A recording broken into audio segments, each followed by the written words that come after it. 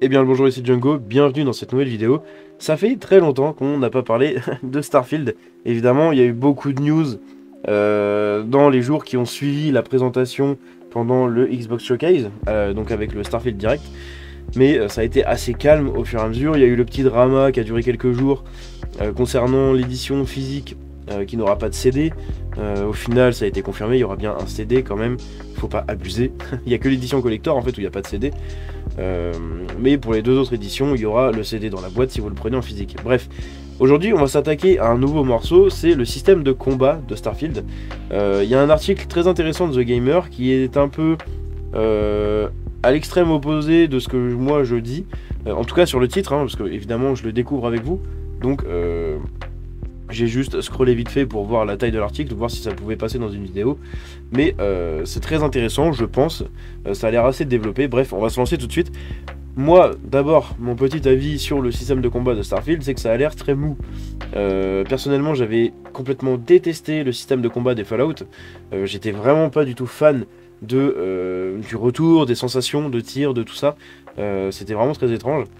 J'espère que c'est pas la même veine, parce que si c'est la même veine, mais ça a l'air, hein.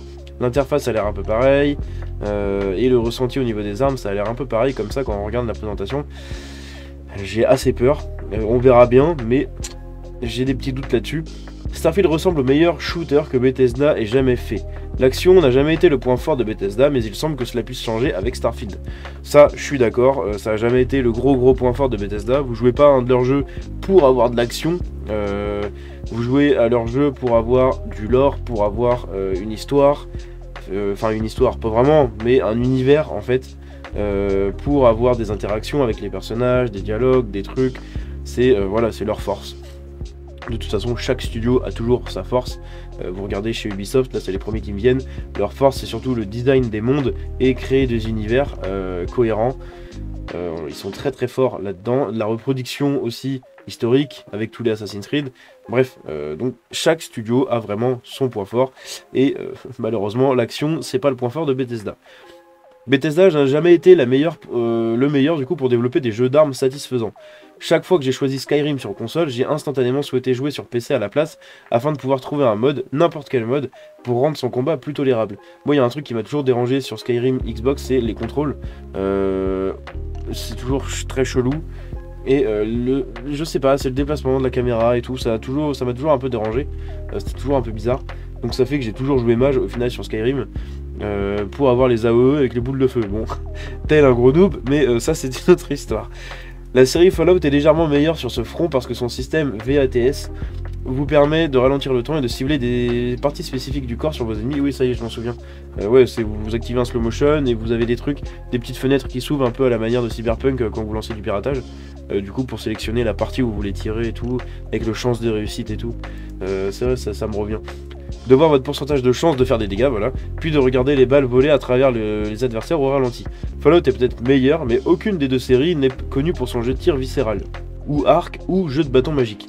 ID et Bethesda Game Studios sont peut-être sous le même parapluie d'entreprise, mais ces jeux sont aussi loin de Doom que vous pouvez l'obtenir sans quitter la perspective à la première personne.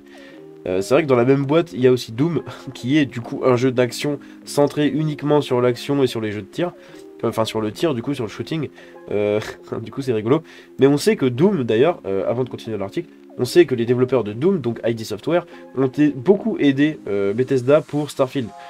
Et c'est ce qu'on avait dit dans la vidéo où on en parlait, ils les ont pas aidés pour les graphismes, mais ils les ont sûrement aidés pour le système de combat. Et j'avais déjà dit que ce serait très intéressant de voir vraiment si ça l'avait amélioré ou pas, parce que moi du coup ça me dérangeait beaucoup. Bref. C'est pourquoi, en regardant le long Starfield Direct de Bethesda le mois dernier, j'ai poussé un soupir de soulagement. Le jeu d'armes à feu a l'air bien, pas seulement bon pour Bethesda, mais en fait bon.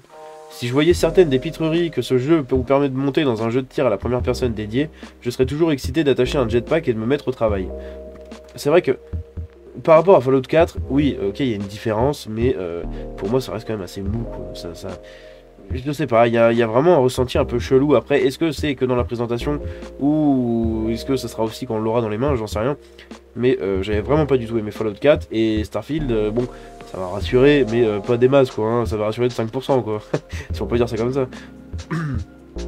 La présentation a géré la tâche très importante de donner l'impression qu'il sera viscéralement amusant de tirer ses armes, et tout aussi amusant de manœuvrer autour de vos adversaires. Ce n'est pas la raison pour laquelle la plupart des joueurs achèteront ce jeu, mais il le rendra certainement plus agréable tout en allant d'un endroit à l'autre. Et moi j'espère vraiment que le jetpack on pourra pas l'activer seulement avec croix par exemple sur la manette. Enfin du coup c'est pas croix. Il sera pas sur PlayStation, c'est du coup avec A. J'espère qu'on pourra pas l'activer seulement comme ça, parce qu'au final ce sera hyper galère de viser, de déplacer le joystick et tout. J'espère qu'il y aura vraiment une autre touche, bref on verra. Ou j'espère qu'on pourra juste binder nos touches directement. Ce n'est pas la raison pour laquelle la plupart des joueurs achèteront ce jeu, blablabla. Les armes ont l'air réactives et les ennemis peuvent prendre quelques coups, mais ce ne sont pas des éponges à balles. Lorsque le joueur monte à bord d'un navire pour sortir son équipage à pied, chaque ennemi descend assez rapidement, et les canons ont une immédiatité qui manquait à Fallout, même en dehors de VATS.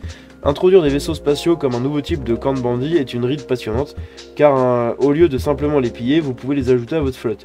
Plus important encore, le jeu dispose d'un jetpack et, mieux encore, d'une compétence de jetpack dédiée que vous pouvez mettre à niveau au cours du playthrough.